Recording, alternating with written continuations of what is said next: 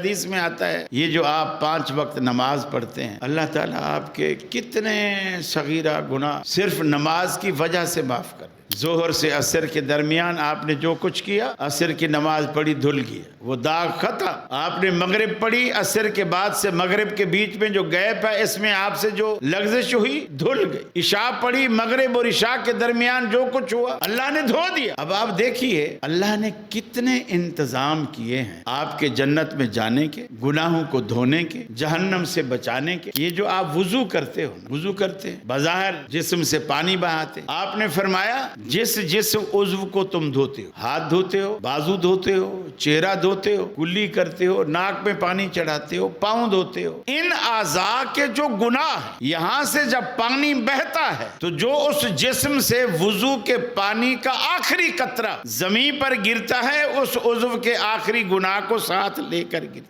آپ نے ٹہنی ہلائی، سوکھے پتے گر رہے، آپ نے فرمایا جو بندہ 5 ٹائم خالصتاً اللہ کی رضا کے لیے نماز پڑھتا ہے اللہ اس کے گناہ ایسے جھاڑ دیتا ہے جیسے اس سوکھی ٹہنی سے پتے جھڑ گئے، ایسے اللہ گناہ جھاڑ۔ آپ نے صحابہ سے سوال کر کے پوچھا اگر تمہارے گھر کے دروازے پر نہر ہو اور تم 5 وقت نہر میں نہاؤ کیا تمہارے جسم پر میل رہے گی؟ صحابہ نے کہا نہیں یا رسول اللہ، 5 ٹائم نہائیں گے تو میل رہے گی جسم پر۔ آپ نے فرمایا جو 5 ٹائم نماز پڑھتا ہے اس کے جسم پر گناہ ایسے نہیں رہتا جیسے 5 ٹائم نہانے والے کے جسم پر میل نہیں رہتی۔